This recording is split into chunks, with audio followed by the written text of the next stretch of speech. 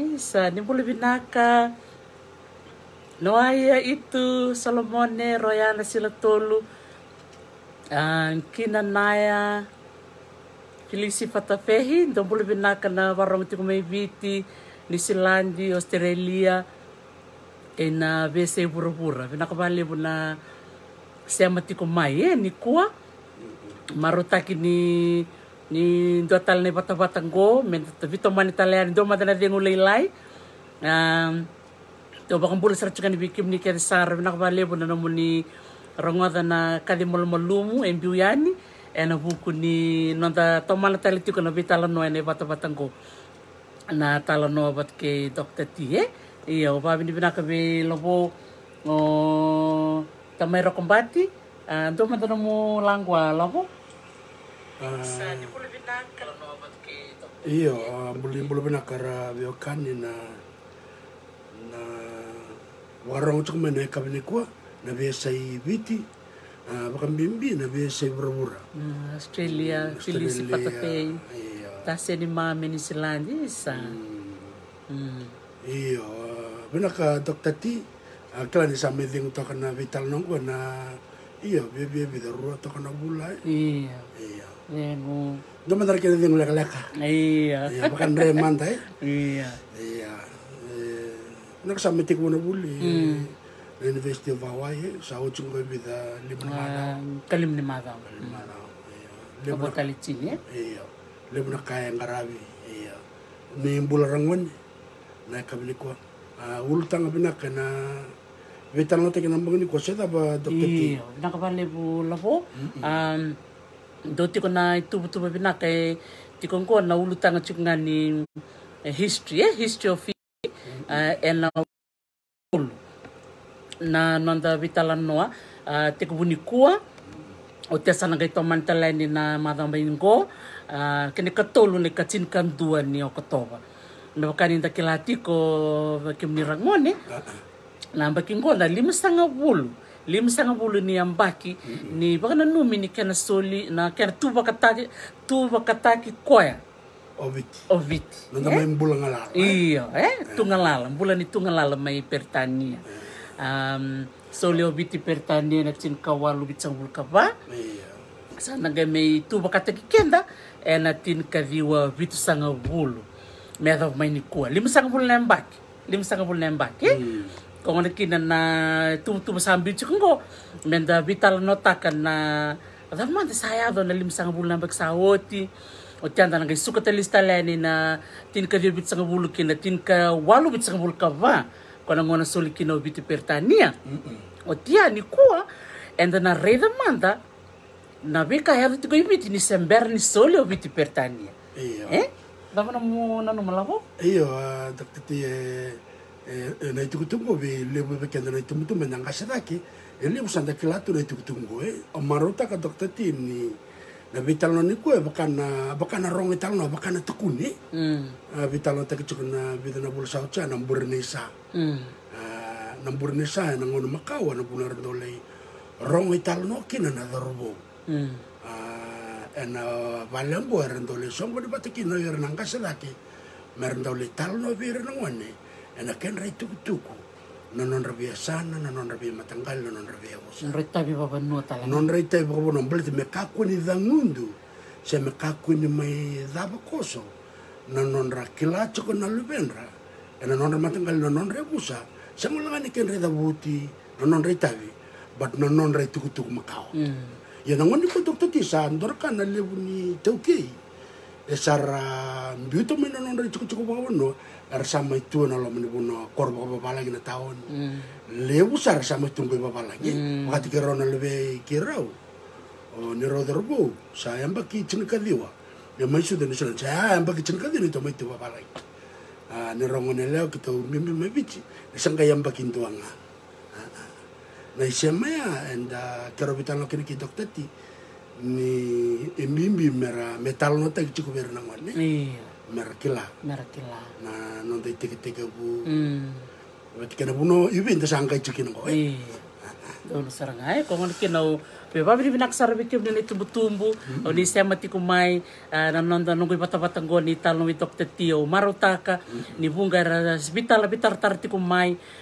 na buku non rabak tatar ni bakan dindike karbi musta juga ni kai sondo umbera nunggu sauma na nunggu do bakang bulayan bulu binakan lang dilkoti Lex Corolala tinay Sophie Bombao dan bulu binakan may Nandi tikimbati bulu binakan kai pet berbasanga kau tikimbati santai dia nak bisa iya satu way iya kerobe bak madal takan nangun nangalala to da siang ni do vital no tukina levo sarna kaya ado eno buku ni nung samay tiku bibato buli ditale bola itiko na bola tambah kitiko non reposta na ngone papi di naksar cukup bikim ni na tumbu-tumbu oni sa wata cukup mena nomuni posta na posta ni bosa baka viti na maro ka tumai ni matak moni te me viti kay kimni na cukup Inglandia Australia Amerika kero sana taka pat kay fesaitu Solomon na nugi tokan maraman ni rotuma iya maram rotuma fexia noaia Fesaitu, thank you so much for your support, for facilitating the selling of the Fijian posters to be sent all over the world. Pinakabahan lew. Fesaitu ko kila binak sa chukira was bana koro. Iyo, nga mutabula na po sa bagarotuma. Iyo, mo na doon talaga mabuli din ko kila binak sa sa babiti. Iya, buli binaka. Kung ano kin sa tambat chiko non rebola na ngone, na non reposta. Ngo sa wata teki chiko na non jigsaw puzzle na lubenda na non flash cards so tala na kanibuli menda baka yang ataka na itumbu-tumbu ivale meron ni tomana chiko na pasa baka viti labo yang baki 5 go dokter ti dona ka wata na taka chiko bi ombaleta na mesana soli na discount seme musu na sauni no mo posto mo kundo bolta ka chiko $9 baleta ni 5 bulan yang baki na nonda maro taka chiko nonda may tungalala mesa muso sombo na kini sao may 5 bulan pa sendar na baka manaltak man tiga na tinutum merakila na posta ngo atambaki nga may New Zealand vavi ni vinaka kini ve indola turanga ni balai ngo Stephen Pass mo pakatal nga kina na ngani ngo Joseph Ambaro na ni rota kata kabate na kena bolai na ibola pakatal nga kina tambaki na non posta na ngoni baka bini binak taksar kin valebu na bitokoni ngoliti ko indo bolte ki chume achin nandola iliwe ya na buku ngani kena baka na numiti ko na limsanga bulna mbaki ni tungalal ke biti sana musuku mikina mi limsanga bulna pasende na isau ni posta mesaya $5 en vono da banga tiko kina ke tiko New Zealand $5 ni labu New Zealand benar ka dokter ti kembang balik ke kau cukup sar mai kandau ke cukup makina cukup ngabi $5 ni labu ni bici $5 sangamul labo sangan ni labu ni Amerika orai kembali ke kau cukup mai London $5 pound santo na vei baka ungeti binak yang baka $5.50 iya basa raro tek bikim ni tumbu meraro bikim ni no muni bolia ni klatal chikani ngoni covid tin kadiwa ndende chuko bunga bikim ni tumbu sang chukuni daka sona ngas ni bul saranga mai bitar sa bitar tarmai ena non sa sole baki baka sama takana ulu tanga ya iya daka bata vavi di binak talanga be pau tuima kau tonga bulu binak nonguleo maingilande ngumu to taksar chukuna ngone leonione tongo sale toritu na sanomba ena nona politiko ko na beka ke do tambakiani vavi di binak sar chuko pau malo tarna dola na bulu binak maingilande klase mata kalele sar chuko na tangi chukuna la mumuni andra pakambulu sar chuko bikem ni chamani ke Europe dorotaro dokter ti ke bakar bi bulu mai biti rada kabaka berapa kau tu kada menerima cukup na PayPal saya kepaka cukup na biar na Visa card saya debit card rada kabaka iya ndolo bina kepaka itu kuna nomini debit card se Visa card ronyo ni sosomi mai na PayPal ni bitar nga mai na gaimbuyan na kena istema o ire sanga bir sa cukup dan account moranira bulu baka nga mai biti rangkai bakau tengah mana bakan dinding sara bolia sangkai bakau bir o bikim ni na tik may biti kami na gas ni buli se bikim ni tumbu o ni rendre na nomuni bako ila may New Zealand be fisai tu se me bako may biya we Amerika sana nga imbiu nga ni na account may biti mo ni lakim bita nga na sende $5 na isaw nga ni nomuni posta bato kaya na isaw ni kana bako yan na meli fisai tu sana nga yolong abat sana nga bako yan bikim ni nambiu nga na account nga may biti nga sa biti kina nomuni sende ni nga tambak nga na receipt nagay bako to may biyo ke fisai tu karo sana nga imbita na nomuni posta orang itu cukup nyorto na library service of Fiji na director ni rato biya bule cukup to we Ronan Rao na posta si sanje na baka madal taga baka madal biya bule nakabalib sarbe mere walesi lalinga boka malo tua kangu na yalo binaka na do bitokoni na kena tango makiti ko na to bosa kena baka tabuli chiku berna lalai o mere walesi maramani lau babi binak sarbali wiko na nona bitokon ko directa ni Fiji Library Services etiko na Vuya Road na CC manimbita may kinamateni ang bagsaot ti atamana nung bola bol talaga ko sa ambiu keda waboki na be library keda na be sevit go sa ambiu na posta bol talaga ko rutal nan raw na posta mes ambiu keda talaga na be library may bit kembal na posta yan na dapat na wili vatiko wili na roka na votu sa na vao batake na matini bola bakabiti iya Eva na iwasi ni posta sambi chunga ni bakara raong ko bir nangone ko sarga buli bosa o ramuri buli tiku talanga bir na lubenda rangase da kira chuku mena besi bura bina katalanga mera bulia ni ke bitar taranga mai $5 $5 sangamoli na isaw ni posta maybe buke nga na kena tambaki na lebu nga ni boli na kena tambaki tale na kuri chunga na kena tambaki meron ni rayando kena na lubenda na besi bura sandena naka dokter ti iyo wada bra vital no mbong ni ko dorna dabo nom ni no sao chung ko chinem ni stor bina kat me ke ono sang bulungan ni chitala boy don iya mata ni vital no ni ko na part 1 na singa tambu no mada mengo na karone wasawasi ngai kachin kan do ni singa na kalima ni bosota ni katul ni vitala nongo me le dava kinai na kena sole uta kina na o retal chunga tok tini o kenda na chuko babalangi e ba kaenda nana ma ke bagalevo na matangali i ngau no bango mo vite se mo sutare ba kamenda tauro baka mbimbi sa tabo no munire na sana iyo kla ni tiku talangana nonra ngandre merkila total bengan sana beletal ngani research ngami viti el sana chiku bengan bakana na sa kimem sakila tu na tuku makam baliti viti indina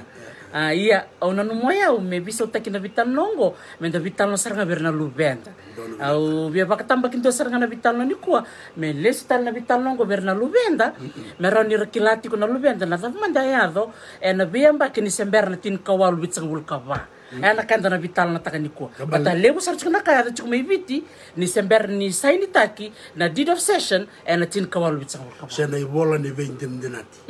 ana chini kachini ni singni buloko toba chini kawal bitsang bulkava mai na soba okay so ya na mateni vital no ana ya kabiniko ni bulu binaka tumne na kanda ni bakarong chukuma na kabiniko na bisi berura iya binaka tokatino ni soleno mnengona na vital no binakango naka o kla ni le weekend sa da buli de kurubuli weekend na sa susumay biti and da buli na social studies and da buli de kina na ultang ko sa ngon da chikunon da bola na Fiji the land and the people and da buli de kina na weka ke de goia ni ko na vital no takamande da vital mande sona kaya ya do chiko biti ke na wasa pasifika Wakatalanga kini wur tau doko indona kaya ya tiko ena nona bina kato matento pertania me sa mainding te kibiti me sangali kina bonua o England iya dotalanga na kau bia wasia ena ngona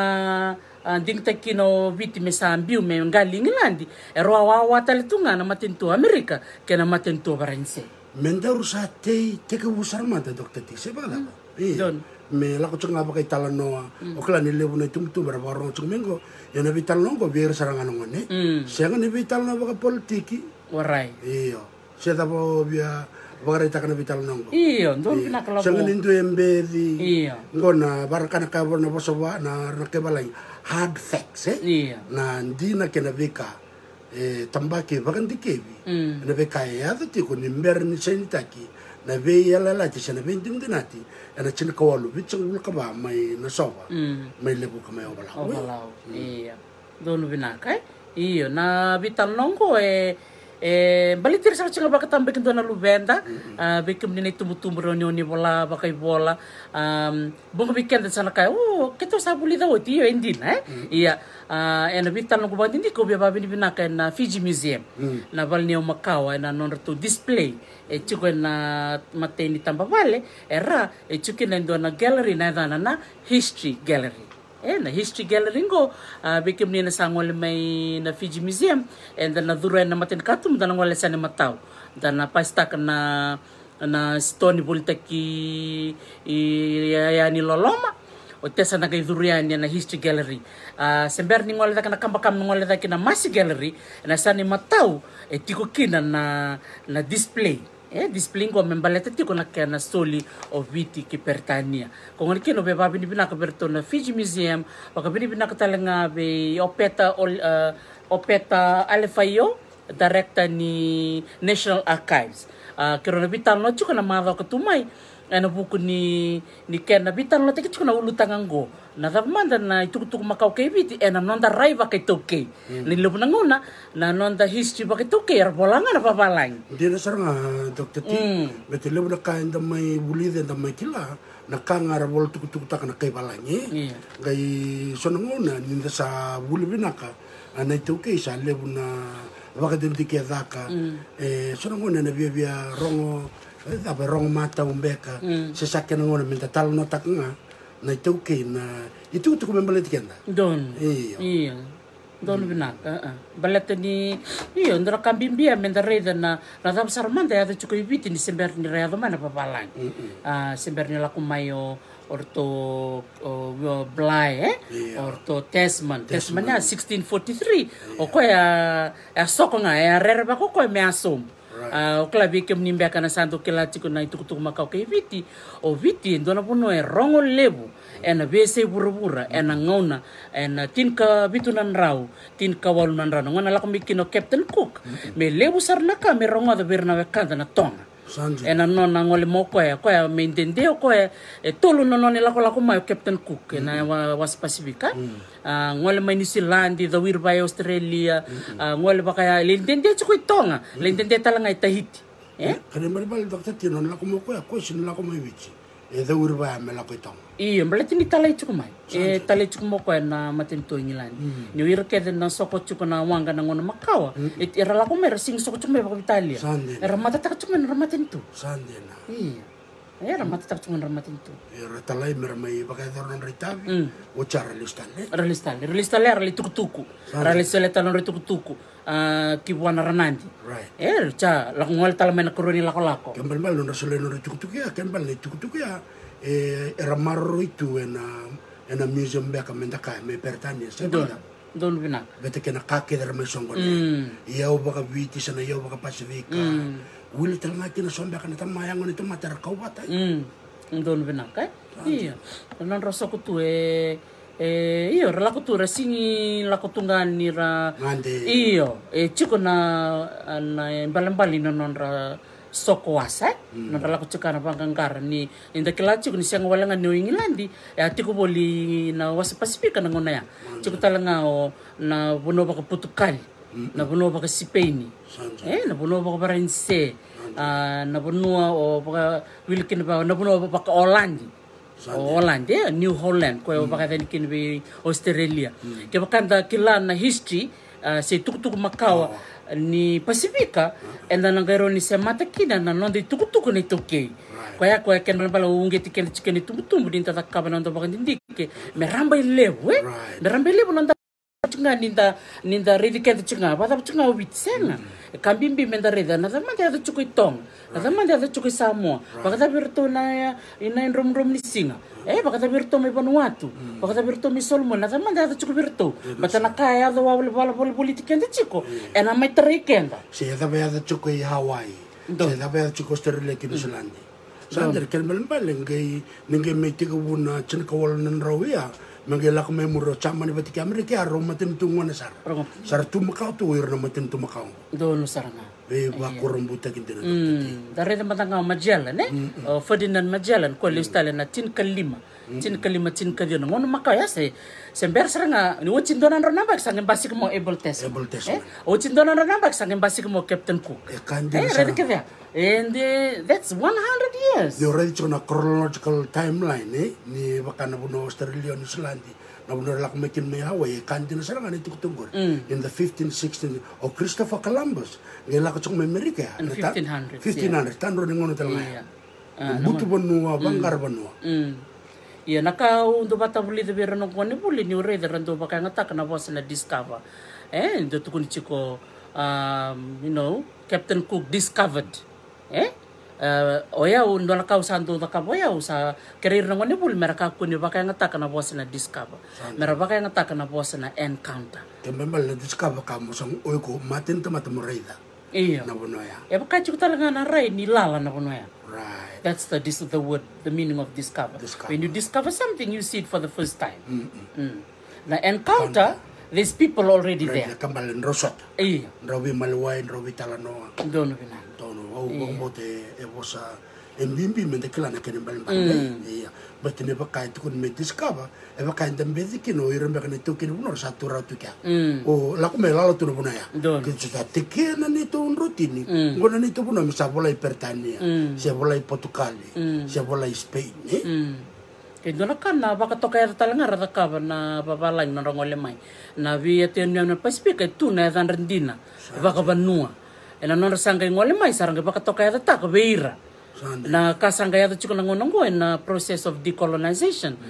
sanga isangati ko na lewe Pasifika mersa bisa utaka na ya baka tekni New Zealand sandre na maori mesa listal mai na Aotearoa orto mai kukailin sa nangonongo orto da ka chiko na non to referendum me listal batana kukailin sa baka dani ve Captain Cook ya na ni bono ya sa tunga na na makao ya lakena sa may baka ngata kinabosa na Cook sa may Iba kami bakaliud o Captain Cook sa may iba kami sa maro teki koya mera songobi koya mera baka mera ngarabi koya ni sa baka ni bendo na turang ni bala ni na ya makaw ya satu baka Hawaii go na na Sandwich Island don o di mo na turang sandwich go iyo kondo na turang ni balo Earl sandwich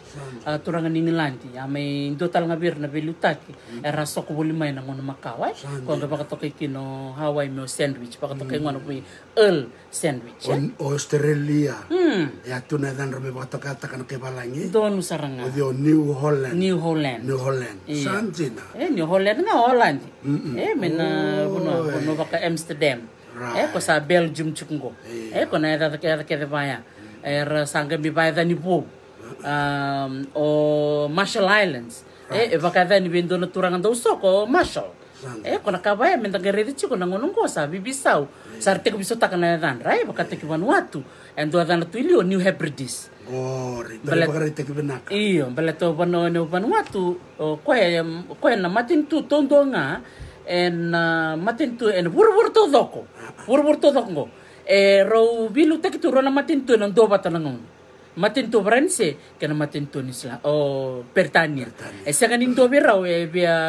me bak molmolum ro sanga mani bilu taki tu me doba nangon sanga me tu kina bakati ko o New British na tin ka de wol sanga bulu sanga me kolibi kina ya na New British sanga me ya dana o Vanuatu akan berbal dokter TV kima menetum bau sauli kima batam bal tetal nongo baka sangarong bakan dorong binake na kenan bimbi ni sonongo no sanda baka samta chuka na kame bal TV baka na kautu kuna luya menda wuli tetal nga cha menda viso tak nandarai menda dike na da manda ya da chiko vera matan tu enda veo kanya baka bul TV iyo dia saranga ninda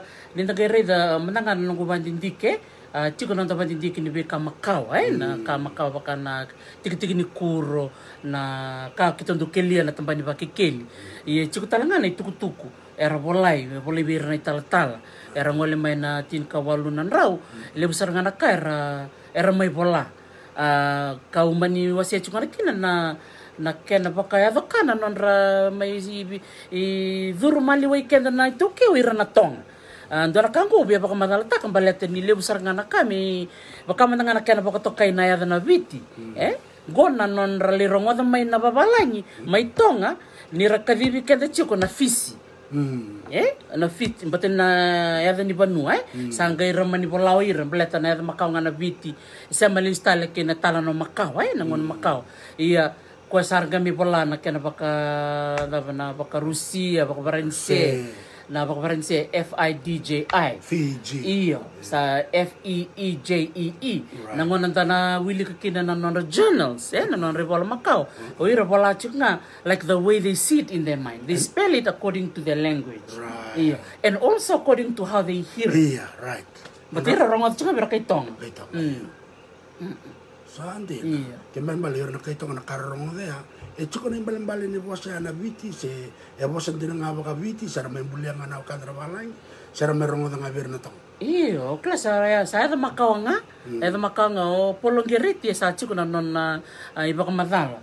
membaleta na bosa ko na viti iyo klas nanto maka menang kay si klas menang kay reta man menang bandikeban na non iba ka madala o ratu bola na buku ni bosa na bosa ndora kaya na non vitevio ko ratu polongeriti di na iturang di balangi iyo ko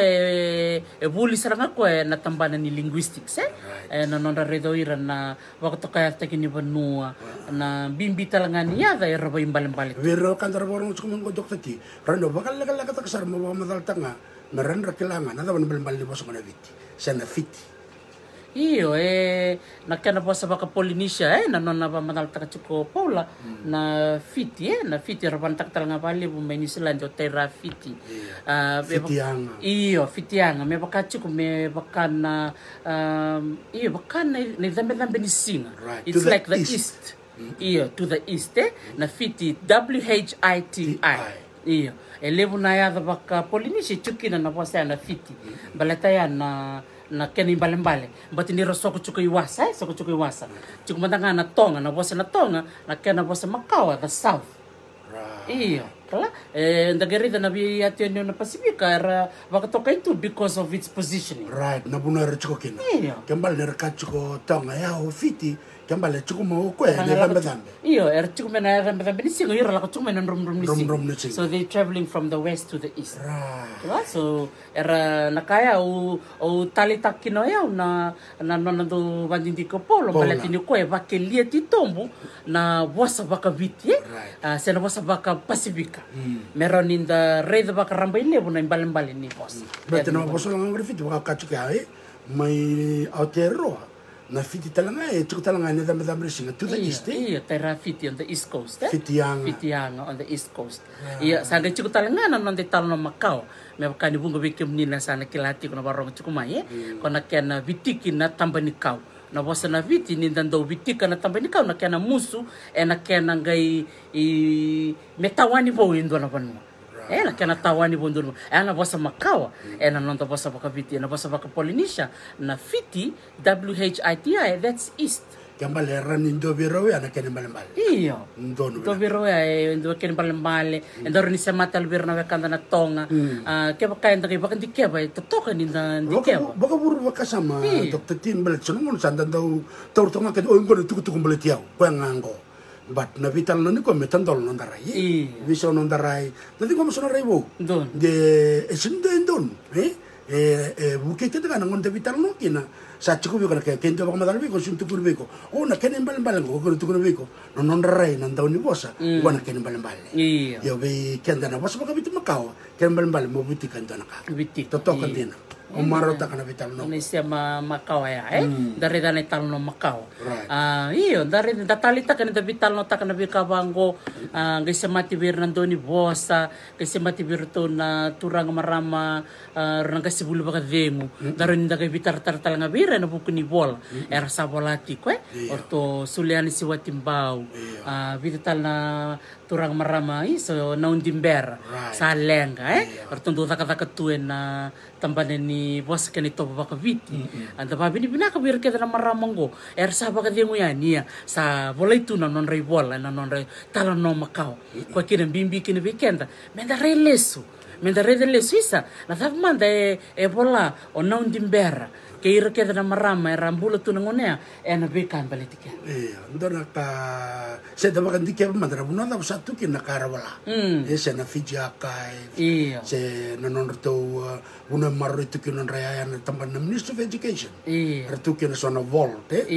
tu kina na I volango menda baka ndike baka sambil na taka research Dr. T na taka master's degree chiko serve to sa taka sarna taka PhD randre baka ndike sona utango yo me kun taru kendaru chiko nakanga mendaru sato sar chiko ena vital na mbongni kwa wakata manda ya da tiko ena ngone me bakaro bakai daru kina na vital na bakai rongo me bakasa da me kilati vitana kena mai sente kena bol ni vela lati me sa soli mando viti verdania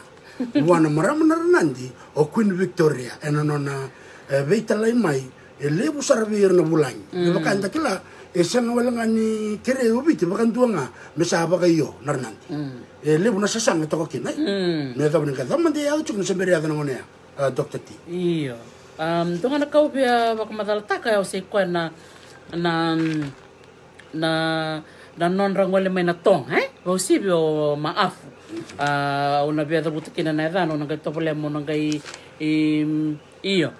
si Berman daya iyo o basta matanga bakraramba o tsanda ngwale mandele bukai mendaren listan madana matengo na geography of Fiji na buku ni nonda kor Macau o le buku ko matay ni nonda kor turanga iya nakango bia baka madalata kana non radambe may na luto na tinkawalu tul sangabul role ruan na turang ital may tahiti dorakango do rede chikundo bunga nona and then do Vang madalta kiranya na pulang, yun na papalang. Korala kumay o William Cross o David Cargill o iran na lakumay na London Missionary Society. Korang wala may ngilandi meramit kaulot. Iya runa turang ni tayo tiro aliumay. Daw mula daw meron daw talo taki. na kaya ndo wase vale wera nanu ngoni buli I Hawaii me New Zealand nanu ndo mosi biau ni ndo rede bakai ele buna ngono kenda ndo vale udiranga na babalani enda ndo mbidi kenda na kenda ngabati kenda mbidi kenda batkirna na nda kenda na matagali bata nda wili bakai Pasifika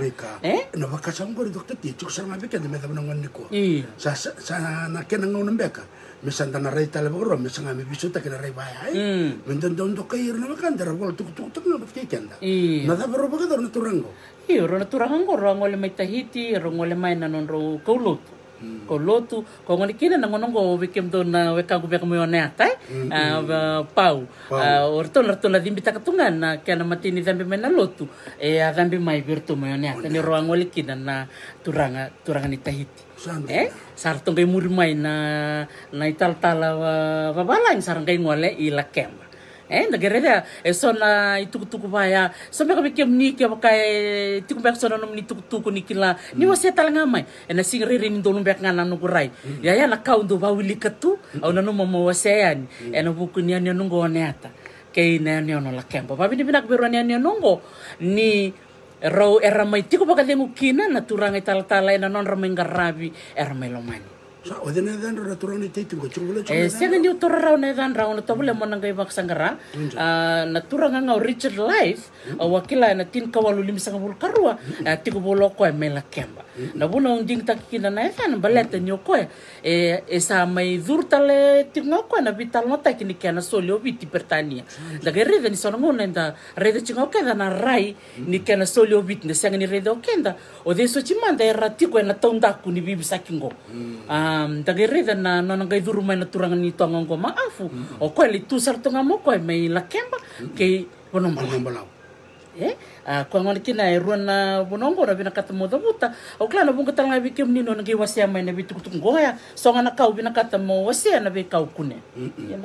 sanga ukawanga ni sanga wala ni ra vetal no te ko ir na turangan bale so ir na wakando batikir na turangan bale mesin te kya ele buna kaya ya da chuko nabi bonasan ni lotu ortone tal ni lotu sanga mechuko maafu sanga chuko iratal nabi turang ke sanga chuko ta kombau no na velu tek chuko ngona ni sebentar ni adna kena sain tek ne bol iyo ono bia ba tabutal kana dan ro na turang tal o William Cross bat ke David Cargill da babi bina ka berau o David Cargill o koya linguist ndagay kaya ndagay rital nga di bungo bira na we kandar la kuchuk mai mer me bilutaki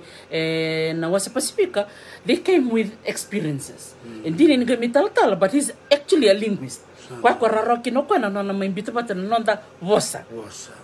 iya ambita pa kwa na nonda matini bola may tong lima na ba kino bala tiko kwa na nonda matini bola na nonda vosa ni toki matini rachiko talaga mitonga o ira na fiti o tongo biti baka ngaraso ko chunga isu no sur ngona ke bale baka ngandala kan no surya rambintu kin nakitong be baka menu ke la frangela kan na ke wichin da kara erto bola serga na no to diary na William Cross but ke David Cargill ni ruchu ko metonga era chuk tanga ke no baka na biti so bir sarle baka wati sa reclam na chuk na basa biti chara sokolis talemai ni raratu no no soko bung bako sibe bung ko bir na ngona era turanga ni lau ni rarangan na nang soko may nasa nolo ngalen kitong iya tos sar na vital no kung ano kino na biya dabut chika na tuya sa vida na turang tal but nilalak chika nangono na dabutangan na oiran na turang ngo baleta na kena sanga misolo biti pertanya singkararaw do to ka nangono na kita baleta nilibu bir na turang nangono rasya kan dibitin ko manalut rasa kan bitin ko manaluto lebu era bakali non rambula lebra ratukuna bera na non raluni rango raturang ratukuna menda ka kuni dingo manaluto batango na non kalutan dotan na non ndagere na tuba kini ray ngona ya era raichuk nga na non ray ni sing na makoy ni nandotal na kalu na kaumay may garab sa chuk nga na non kalu erang garab na ngona ya nangon sargado mikin na arto na kaulo tumay sargay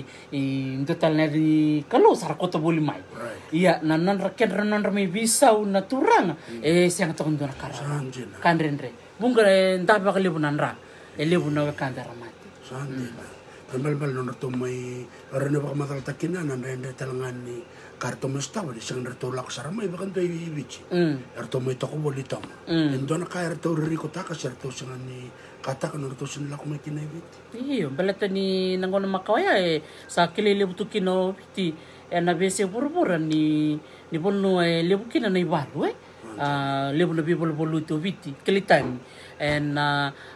ibalu endo daka na bikan kani na bika kedengo ere baka batukana take na buku ni nonda iwau era marro itunga na museum na bese burbura kung kina sember na ngona rangaya da mikin nonda was specific na kendi tukutuk sa rongo yan o kamandanga able testament 1643 o ko renga mai sang mandanga ni membutu ti viti iya renga mai laksar da gerit kena na nonra na bika iyo na bika ya tunangone ai labo betal no sarongen ningaruna ni lakona pasifika na bunongo ni kuni lakina better tamata rerbaki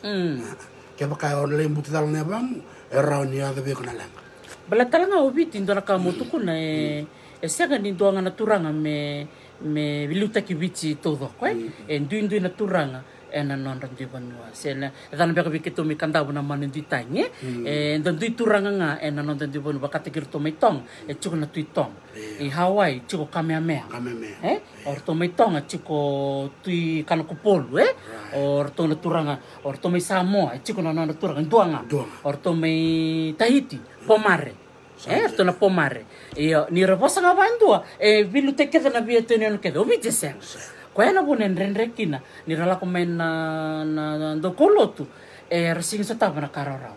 Kanrenre sa tapa balete ninduinduin na vulnerability ko to meta kon Roberto to tenga. Or to me nanrongar to tenga. Kanta pura vivo no arandu tunga nandu biluta ko nandu turanga tuna nandu bosa. Tuna nandu kalundang garan. Full stop.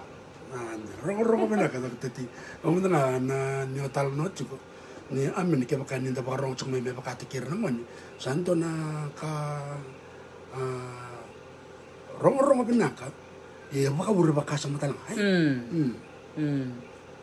iya no beta butal chunga bita naturang tal James Calvert ko may chiko i biwa no biwa chiko talanga o Reverend Thomas William o ko chiko may buwa iya nanonra tiko na bay turang ital-talangko o ira rasya matal chunga bat kir na turang ni banua dara kaya u talita ka bakali bu rasya kan niralak nga may merasure baka nga na nonra rai eralak ko may ramay tiko rang kamita kata ka baka malua merabuli da matanga na bosa meron ni rabitalano bat kir na lini banua iya kondo na italanongko aritan ko na September 10 kawalu bit lim sang bulkarua o Captain Sir Everett ngol sar mo ko may law ngol sar lebu ko no ngol no ko lebu ko balat ko na tayri ni roa bile dala tabi sar chunga robi balat to ngone o rewa bat kimau sanjan da gerit kenya na beka ya to chiko ngone ami bit sinkarorao na keno solio biti dambe ka mo tuko na kana dambe ka bakanda there were so many events happening right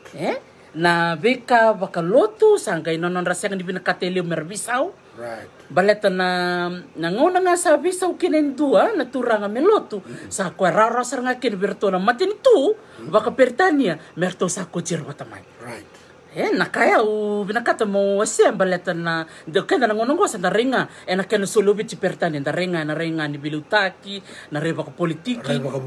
reba ka buli enda siya nga reda na mali way lomaya duruchiki na luto na non sa sangati ko na turang tal o Reverend Life o Reverend Calvert o Reverend William me kireir na turanga meram bita ira na non riwaw meralot kabal sa kila chukur ni tal mo wati na turang ni balang ni chukur ngone ya sang bakatangan ni tal ni ke bakaya rabiso na turang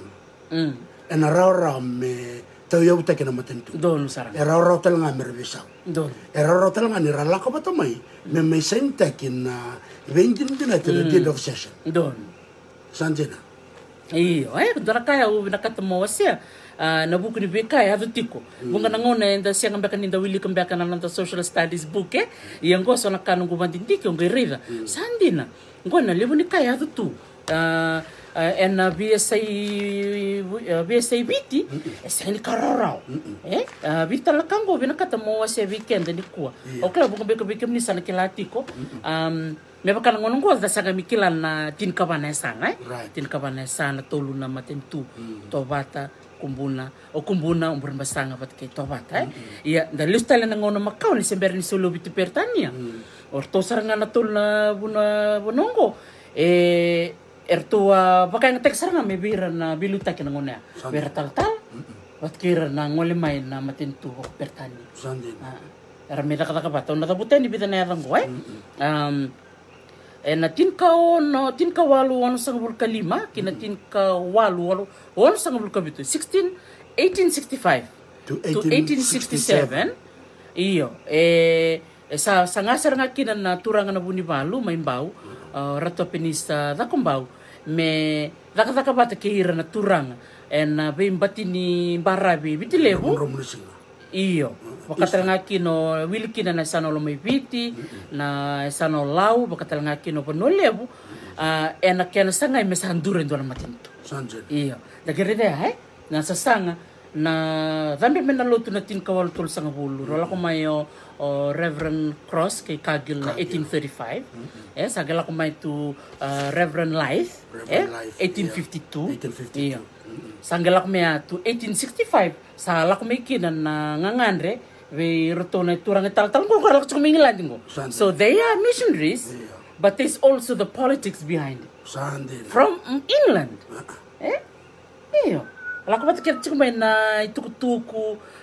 mesa ngalio biti ki pertania sarangay sangat ko may ngo meraredo di man di turang balate obiti and dinditu na biturang wala pa natalong ko ni turang lebungo may wiki we may tang o enele maafu ni may chukubulo ko nang una render ka o ba matal tambal na turang ko no may chuko ko ibo no balabu pati ke no na siya mo ko ila kemba iyo nang una ya chuko kina na be tal nongo ver ni tal ni lotu ver turang ni bono iya turang ko do to turang do tani iya turang ni tong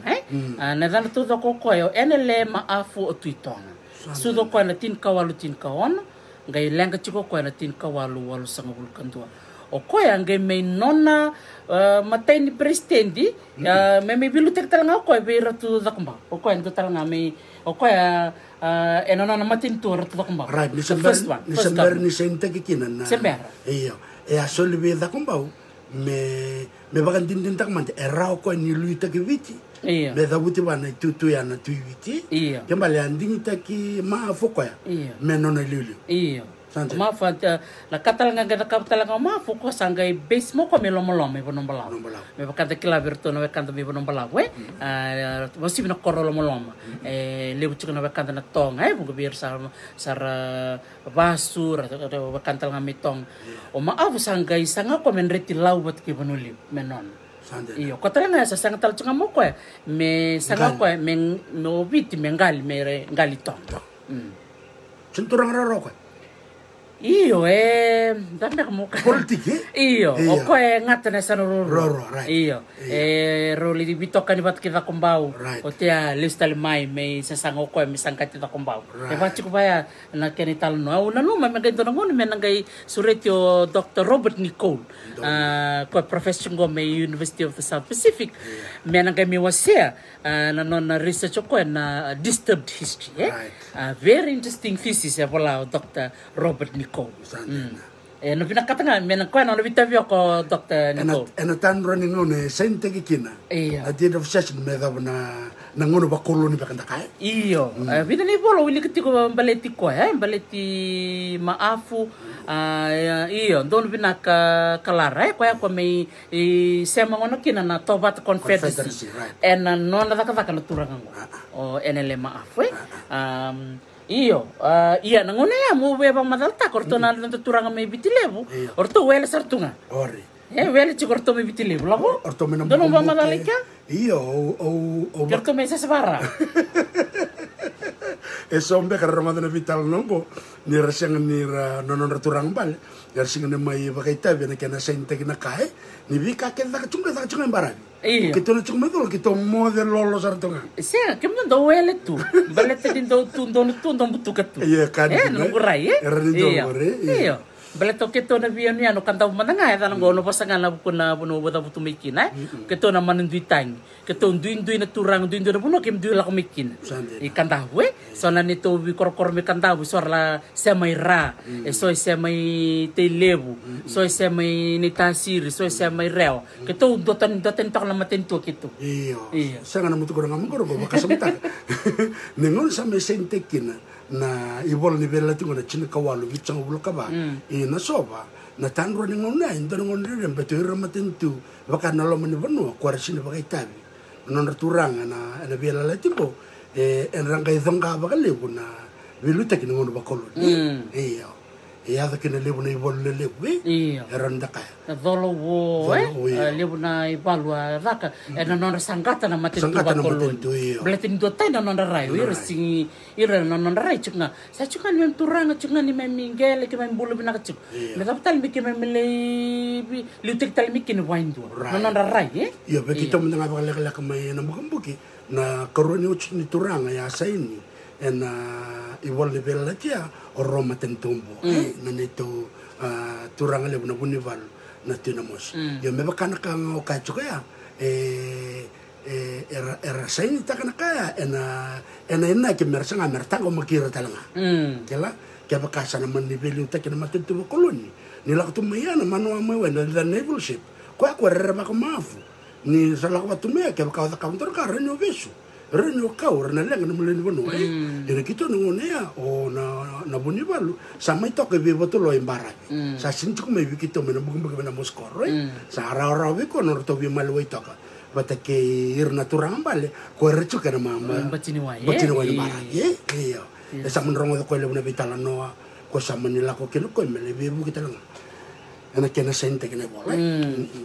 iya na so nga na bola nga wa wili kuti ko kona maten to biti ko ambiu mai na tin kawalu on sa luka 5 kina tin kawalu on sa luka 7 ya koko chikin to na bi bono ko na tabutango na tabutel bi kim ni na barong chikumai Mbau, Rewa, Lakemba, Mbua, the Kaunrove, Maduata, Polital Chungango, Nandur. I saw the Buti and a Kenandur that in the Fiji Confederacy in 1865. And I'm non maintaining on a Vinakatakin, maybe Lutekino or Ratakumbao. And I'm maintaining on, eh? Iyo, very interesting. Hindi nagre na nadurumay na turangango. Iya, mo lisubulis talango 1865 kon Confederacy of Independent Kingdoms of Fiji. Na kana kon puno sa tabutaya. Mbau, Mbua, Kaunrove, Lakemba, Maduata and Nanduri. Kaya na bibono ay dabuti chiko iyo nangalaw chiko na lam tartar na tama dor to lakena bora to bira kana bo sa ngano baka mataltang ko biya baka o lebo to kumbalti sin lo rikir o ira maten tor chiko na lam ni bonu kala era baka ngelele me do tini ko iyo ko chiko to na yakang ko kara to na takona labo iyo orto arto lewa ke sa to ngano may bitile to ko ke musu bi mama o biti o bitile mandanga orto no to ngo baka ko ombao ombua o ira ke ngana bi maten tor chiko na bara orto la ko mafu que me pagaba la tira era mo de venaka to irna to kinu no o da ko mo me chin radio la da lo manidolo diz me que diz me que rakabikau se go baka sabuta ke iyo na ka ke well na mbulu baka politic you have to defend yourself and defend your own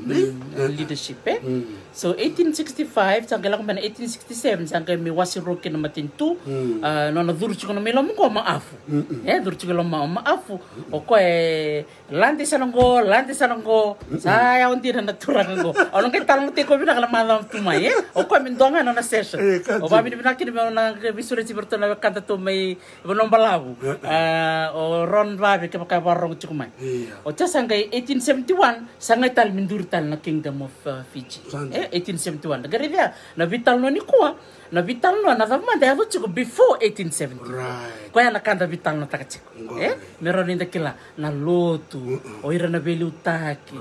o diso china turanga era to durma le wairti ko na vital na takichiko membaleta na viwakan isa kan yo no bang madal takichiko dokter tira barong chiko na ron raw bitang bul kabala chiko manikwa o bakasam takichiko na vikasam atu gobyerno wakan tan India ya murisar 1879 orto murio ko ngana so ko da vital nang ko yo saranga ke walenga batike kel saranga ni tuke batike non ta turang ko ramate kel chiko ko rabos kan yo rabos ngam non turang kel sanda barong ena veia sana ko da veia sana Macau no kada vitiki na Macau sino ko na sana ko sa wasi tu chini kabani ko bete obichile mandanga na vitiki na ko video la leitu wakanga na mandu tenga me kandabu me lo mai vitile taltunga na mandu tenga iko turanga no no lewanga no mugele chunga no mutamata ngol ngeda kine bolo tangi bol bandana matentu ortola ko merto me buke iko ya bacu ke na bulai na ngone ai Gor saranga. Sandina. Iyo, sakit wala ko chukon penataro siya tapos na bulan tang kalikin na ipertani ni chuko Amerika, chuko talaga operansi. Ano bukungan ni matin tunggo ko anduringo the first government. Kumana nga ano nung bakit hindi ko bang ko yaw. Santi na santo gumikilangan 1874 to now. But nisingkila na matin to o vitya sa ating ko may in 1865. And during 1865 to 1867 for 2 years. Balisom. O chambet sa ngaytal min duri raktal. 1871. Kembali na singin ko meron bakan do batataki mandanga o naturang balakebit. Iyo. Maraming dora na matinto. Dora na matinto. Iyo. O tena kung sa from 1871 to 1874 sangay liuta kamay na matinto Kingdom of Fiji na turanga na Bunivalu o Ratusero da Kumbao sangay kena liu baka babalang wirna bulang Kongo san wilikan ko na to from 1871 to 1872 o Sydney Bird 1872 to 1874 o George Austin Woods. Okay, lupa nang ono kwento boleh cukup na ben bola tu takkan lebih bola i pertania iya dora turangan ko yo bola cukup na premier iya na premier ko na na koban na era bangata kana tadul ko me Australia yung gare ni lebo na bi kaket kelen bor na nonra influence me ka kana basubalangi mai taun dakwe ni mai toke Australia ini South Wales na bakana bale bola liu de kena vive porque tu na vi kaket que de na Pacifica seda donu sara iyo e will kino New Zealand e mayado sa Hawaii gore da vi kaket que ngo seda iyo dora ka binakatanga mo wasi totolo mendare de matanga ko ibida na dani turangan ko kamanda ko o Sir Arthur Gordon Sir Arthur Gordon ko na mateni non to kovana nangon sa solich kinoviti pertene from 1875 so from 10th October sa saintay kina deed of session ko sa mateni non to kovana iyo koya li sebera mananga nila ko may video ko sa koma na to ko may Canada he was a lieutenant governor may New Brunswick 1861 to 1860 yana buno ke dengal li baka Pertania British Empire yes 1866 to 1870 ko koma na to may Trinidad may na Caribbean awangole kinabakabuli na runon tolu tin katolu awangole na museum Auturin bango ina museum may Trinidad. Original kini tamba. Berarti untuk tarita na social studies Au sa kila na kini rere bang ko biborto na lakbat. Hey, yo kila na turang ya. Sabi na return na tour guide. O na turang ya. Basan ko yaw. Ko turang ya. Ko sa Arthur Gordon. O ko ya ko man tu may Trinidad. Sember nila ko may biti. O tia sanggali ko man talanga ko i Mauritius. May Mauritius sangay ngole mo ko i biti. Ya, nanonongol may viti. Au tanga sange bangangati ko demanda tikubuna nanon rakumay na wakanda na India mer may musundo. Ko saranga na turanga. Remember he's got the experience sakila chiko ko. Bala to Trinidad to tendo talanga. Oh, kembalo era na India may tendo to Trinidad. Don, pato India ngal talanga ay Pertania. Sandina. Wow, this is all history. Yes. So India was a British colony, and so as Mauritius, so as Trinidad, and so as Canada. Well, half of it. Sana kanto willing kay Varense. Sangay wala may bikanto. Ocha. O ko sangay ko ba ni bit from 1875 to 1880, 5 years. Ocha sangay ngolo ko ba ni New Zealand. 1880 to 1882. From Ocha sangay ngolo ko Sri Lanka. le kovana ko Sri Lanka na buno baka Siloni. It was the old name Ceylon. From 1883 to 1890. Ngona yave ni buno keve erangali keve baka Pertania. Kana mremba no mkacho ke ana chini kawalu nona maitika bukai vicho ko ni obakasamata ka ni maisai ni kino ko ya la kumekina na commander ni naval kango o Hobson maitika na kena sente na deed of cession mai obala we ni ucha mai torto ko seda ni ber ngela ko mai sa gon iyo so other got Sir Hookles Robinson, right. Yeah, Sir Hookles Robinson. Sydney Hobson. Yeah. Sir Hookles Robinson, okoya kobana tu mai Hong Kong. Okoya na kalima ni kobana mai Hong Kong. Ochi mai Hong Kong sangai mai kobana talanga ko I New South Wales, sangai mai kobana talanga ko I New Zealand. Kawal ni kobana. Ede gorang kali ke chiko I England. Yo Sir Hookles Robinson talai ko mai Queen Victoria. Me banganga na kenangali obiti England. Baleta o John Bates Thurston.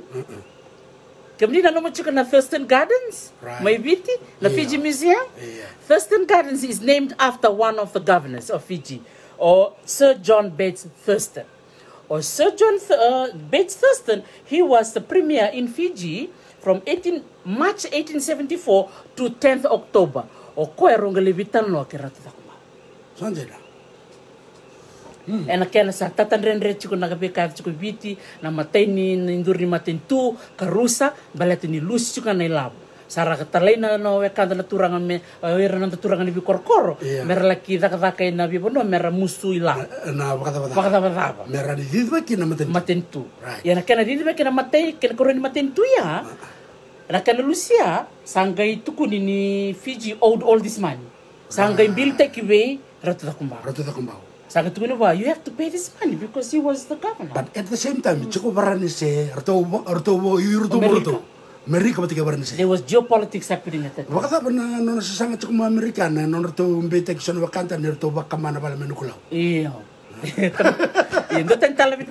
That goes back to 1840. 1840. Kaya sangga mi kau kini bakabesu naturang Robin Hood.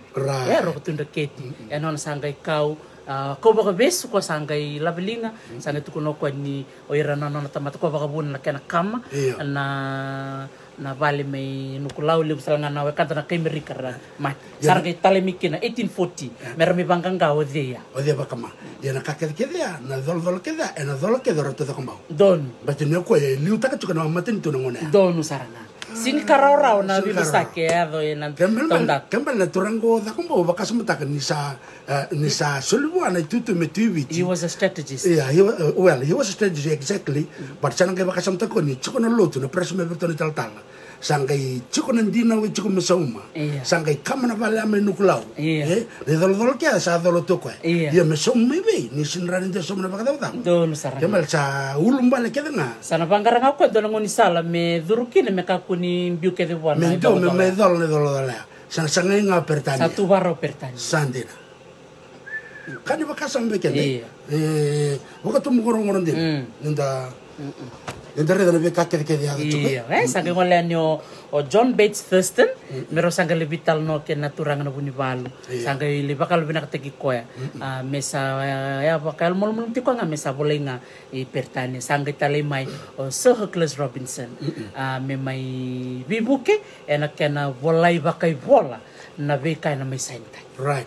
Dr. Tindora baka didikita lang wa kay como abakador na kaya dito sa Manisalandi. O sterile bataki Hawaii. Ranya baka nakaltawa kalele na dura turang talaga ni Hawaii. Lakwen sila. Iyo. Kaya may bilutek talaga. Iyo kaya chuk may Australia. Right. Iyo, he was a journalist. Naedana wa mo tukunen naedana. Kaya turangan ni Asul talangani po andon go. Sir Charles Saint Julian. Right. O koe na nona itutu koe Knight of the Kingdom of Hawaii. O viva como tal tamna. O koe base chuku miserne. O viva como tal tamna ver na ver kan reborno chuku na kambale ti Hawaii. Ya ndono ndolim nan rew na mbaksa o jar bakam botanira zambe meke da na Polynesia. Ena non rabanga ngarabono wa buki a chilka bitu bichangul kawalu. O Captain James Cook e mbutu ko mena buna o Kauai. Na udhi voli ku ki o yo na ya tena na Hawaii. Mbutu ko mo na bonoya. Me do bona lo monitando ni rone ba kuna no me bakalangai ni mai lambati ko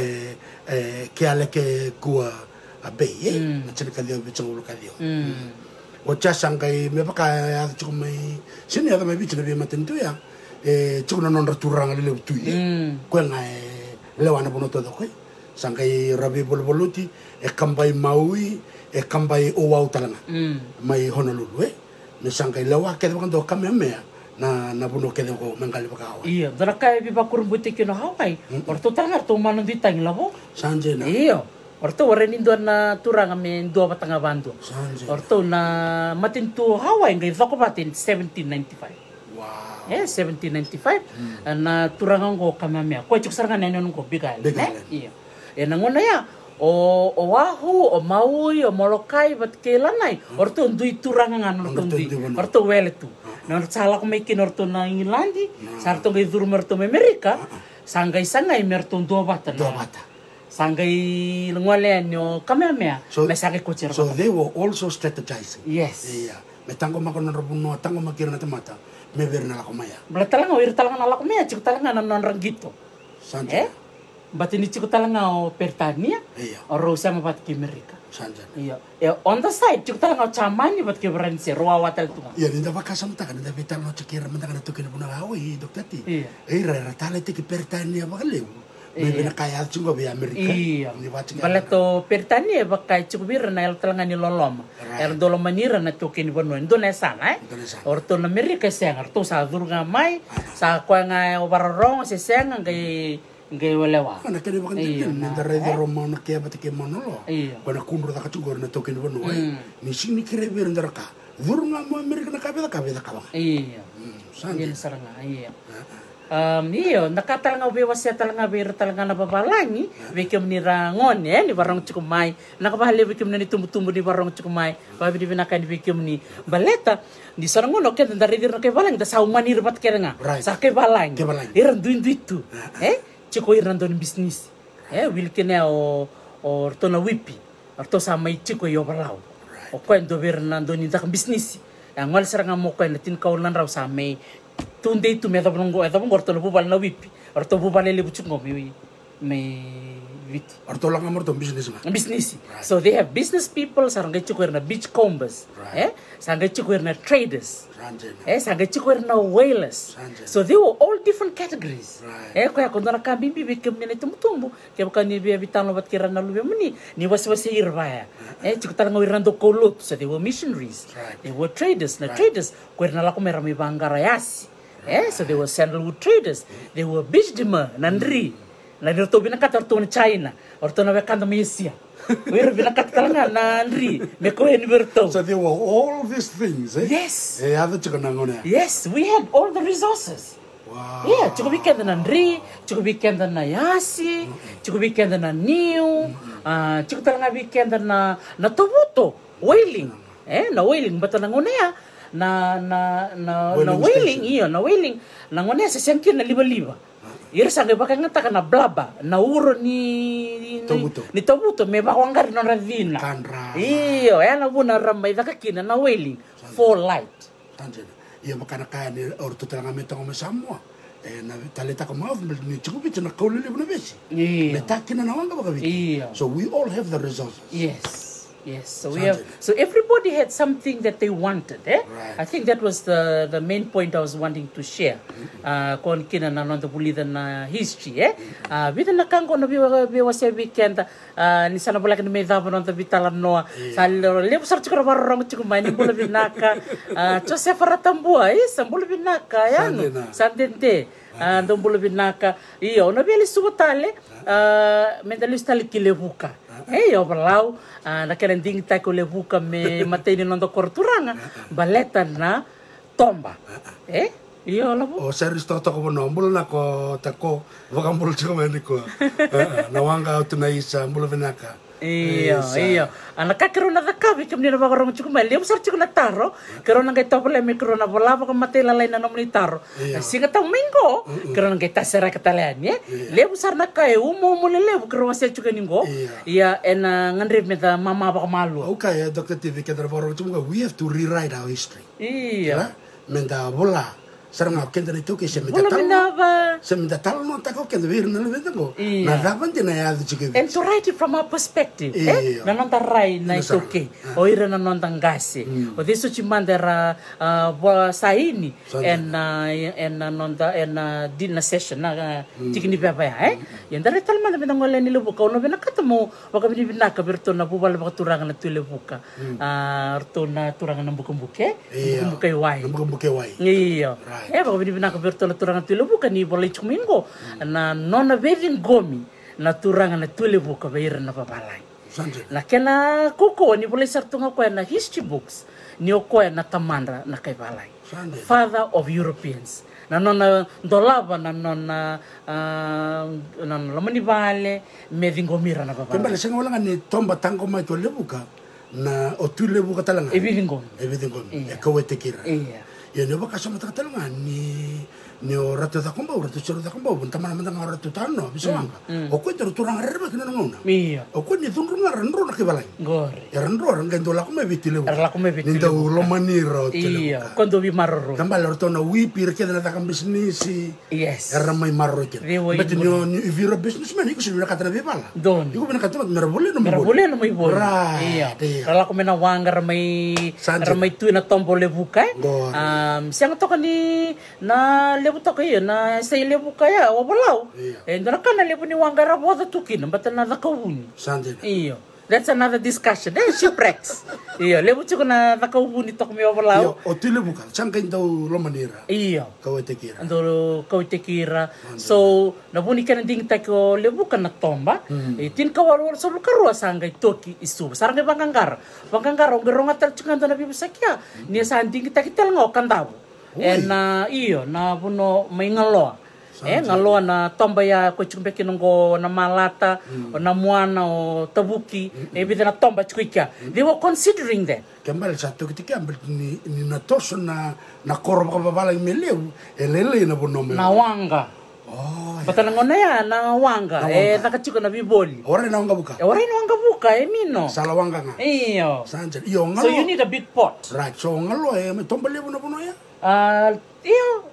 Kalibu talk about not as good as Suba. Iya, na tombo Suba binakada kendir sara ready chikona bibono saram bose sar bitalong tak binabono bat salile ole buka dari di overlawe lebu kana uli bono lili nangkel sage maniti nanu meme satu kita kisuba na koroturanga iya nando tal na bitalo no ya baleta na korosuba chukino ira na wekanda na kaiso Rakai atau sampai tu kita kisuba bo. Ko sa subo bo tu yoro sanga na kaiso. Atau saranga no to. Sanjena. Dona vital no lebe. Iya, na tental na vital no ya Na vital no to ko dis, na vital no ni politik. Verna kadra maro jogo. Bona vital no bo to sanga ni kai bolai tu. Ele bona kai bolai tu ko sanga dengan tekelok kan. Iya. Yo na bakan tintikele ta ko sanga le lore mai. Merandra bakarama te na bakanda bakan bibir no lemenda ni borong chungni ko batike ke na kendaranga sadaki me bakan dota ki sona tuku tuku ko mendika me te ubang boto na history ke bichi na ka kenta bulida sa baka tamba kinto tunga barandona ka baka kenta ke tel na boniviasa na kenta sindana ka yondo nungu imbol tunga ko kala ke baka rakana be turanga bichi ni turanga balke bichi ayo ka o keno mo se o tu bichi tunga bati le tunga gele da boiko e batu ya na nando dimbol te kende orto mesa sa baka orto mai na dolo ke mbua batike era batale yo nda ke mere na rebango ndote no ndarai io ni ndare talga kla it's beyond our control but you can ngona sende berni de sud se na non randing dingo era na tukanda tambusa kanya sara baga dem ya na vika era sataw so we can only talk about it but learn from it and move forward that's all we can do kamal sinranda me vival takandara kango Kaka ke sa it's water under the bridge. Kanga ni buli. Iya. kanga minda bulikina na viva karara mataki minda viva seita ka sona ka sanga beka ni matata beka na kana wase weekend ko ni buli ko ngana kina o mai na numa kina mo da buto ngana kina na turanga go Sir Hercules Robinson o ko ya politik na na deed of session ko do virtu na saini sangai ngole mai o Sir Arthur Gordon sangon sa sainte kina na deed of session sangai bilutaki o Sir Arthur Gordon sangai ultimo Sir Arthur Gordon from 1875 sangai tarava mai o William Devil na numa na Devil Road ono nga tabula mo nambitene ndo na video mendarede kina dala keda na kovana era baka deni tu na bingoni salmisu o kla bongo bikeda na senin kila o Fletcher na Fletcher Road Grantham Foster ena yava keda era yava keda ni kovana Doon ko taro Dr. T. Me baka lang tangan sa ala kasi kana na wala me keda na borong sa kumay. Iya, nakawale. Ni ko ay totok na vital nongo. Una kana baka madala Dr. T. Iya. Ambulong di kenda vision on the rai, vision on the bakasam menta raida na itu me baleti kenda. Wala mandor to na turang ambale. Yar to say ni takana na daba na vela latingo the deed of session baka may na treaty of waitangi ya sa intagi na chinikawalu wasanga bulu Menislandia ko na bunno rabia tungo sona turang bale randre North Island to saintaki hone hekene kene liu na turang kangaya orto mai na South Island orto torto sintaleta karto ngora chitingor sinito ko na mundunga ya makakino irna nanda turang bale me Hawaii talanga baya kembal bale bikene menda richu baya ni lebunangona enongon rado mikena papalangi era donia mai nangon era bilu tek tukina na turanga nangonia indu tu manangon ngon na sandonia ngo wakati kirto na Hawaii sanduanga na turango kamiamia but at that time kamiamia ko turanga ibigal chingana na turanga i Molokai chingana na turanga i Maui Lanai yo chingana nangon sarla ko mikina papalang sa kibina kat for them to unite so they have to come under one exactly like that in Fiji so we kacho na turang ko pamadal taka so Charles ya nonon laka ni mele pamadal taka baka wir na turang balivici ebena ko monindo bata right sa kicin katol na turang erto sa ini na turang sambale turang na bunivalu rato sero da kumbau o enele maafu to katalanga maafu sa intalanga turangan ko iyo matinyo ko matatikir tu chikna sanola to bata iyo sanga ngole mikino tuida kau ko ya balanga ko na tuida kau ni bungo bertor to sing sain arto mbita na non to iya na damo ko dum ni kaka iyo dum ni kaka na arto mbita na kena stamba chiko na kena batakil kile na Fiji Museum na kena ibola makau iya rani oni reida na kan to o chao deso tuimbua bala changa ko baka wale tambua kla ratura masima beka badana rich na yada bale tal changa o sabenada iyo ratu isikeli ratu banube ko tu rock tin reketi changa ngona ya ritoba kongo na yada ko politiko sanga tiko katuni vere ratu kini roma teni tombua watken la lebu sanga tikino D. Wilkinson ko turanga ni balang o ko chief interpreter ko nga baka ndio taka na deed of session boleh talanga baka viti chiko na kana baka balang kana baka viti sande na iyo na kana bola ya baka balang isa baka viti tam print lucy kana baka ra ra nga iya yang bocuk untuk kena baka ndio menta ulika iyo no kita boleh mo nambita na kana ibakan dia na nunggu bata-bata na talo Dr. T o USP ambit ndo na kene baka madala na Fiji Museum na kamenda reida na kaya boleh kita chukiloma baleta ni soer na numai ni sa vaka na deed of session sa nda boleh kita bandu ingilan sa kwa saranga baka dua esena iyo na bilu takinga ndo na kana nonra o Queen Victoria na nonolo maniviti ero baka ngai ero bilu tekiroro chikana panua batake na matentu bakata ero tosa bat chikana ndora kana marame o Queen Victoria ndora kana maro takina ni dinju tamata bilu takina na British Empire la como ko ndora kana na kawete ke viti ni nona bina kati sa the Gordon me la kusaranga me Trinidad me la kuma me ko bana viti in the developing years before towards 1874 when Fiji is like a baby. Iya. Develop the kira marro no non deve kawa no. So he was tutang nakarido kun Victoria na VSA buru-buru bakate ke Australia non bakalola matake arto mi New Zealand indo na kami beba kamadal taktal kan baliti New Zealand ke Australia oro na matintungo ro ambiu mero penal colony go mer koma oira na kay veso may England mer mimbiu kina so the way it was na kanang biu me bullying that ke Australia do time maybe keto na vit e vola chuna ken baka madalang go Dr. T ni sama ideng una non rakoma yor na kobo kabe sebak like into exile iya e sang wala ngani Pertania in all other empires of Pertania merdo me marro ke di Australia he sending convicts to Australia na ken re will todo ko ni me uche wol so wulemba ki en don ra won so wul no ndol